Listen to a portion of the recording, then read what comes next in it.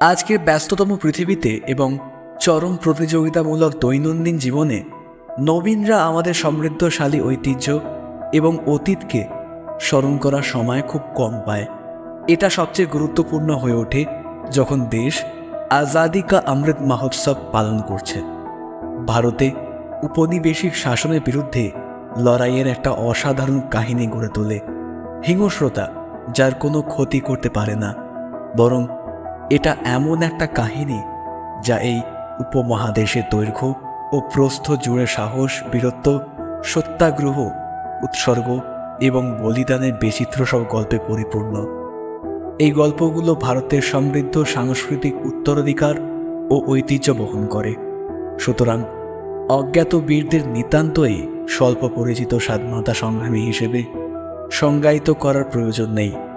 তারা হয়তো কোনো এক সময় এমন নেতা রূপে চিহ্নিত হয়ে উঠতে পারেন যাদের আদর্শ ভারতীয় মূল্যবোধকে চিত্রিত করে। নমস্কার, আমি দেবদাস, আপনি শুনছেন রাতের রহস্য রেডিও। আজকে ভূত, ভয়, রহস্য এরকম গল্প না হলেও আপনার জন্য দেশত্ববোধক না বললেও কাছাকাছি সেরকম কিছু গল্প আমরা নিয়ে এসেছি। ছোটোখাটো গল্প, সময় বিশেষ লাগবে না। অজ্ঞাত বীরদের অংশটি আমাদের স্বাধীনতা সংগ্রামের বিস্মৃত নায়কদের স্মরণ করার ও মনে রাখার একটা প্রয়াস, যাদের মধ্যে অনেকেই হয়তো বিখ্যাত কিন্তু নতুন প্রজন্মের কাছে অজানা। অতীতের বিলীন হয়ে যাওয়া স্মৃতিগুলোকে আবার জাগিয়ে তুলে সামনে আনার লক্ষ্য পরের প্রজন্মের জন্য অনুপ্রেরণা এবং উৎসাহ সঞ্চারের মাধ্যম হিসাবে কাজ করবে। এটা জীবনের সমস্ত ক্ষেত্রকে পরিবেষ্টন করে, সবচেয়ে বেশি আমাদের হৃদয় ও আত্মাকে উচ্ছ্বাসিত করে।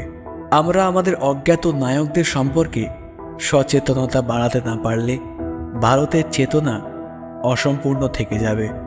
তাদের আদর্শ এবং নীতিগুলোকে নিয়মিত স্মরণ এবং সম্মান করা উচিত। আজ এই নিয়ে শুরু করছি আমাদের রাতের রহস্য রেডিওর নতুন একটা নিবেদন, অমৃত মহোৎসব অন পডকাস্ট।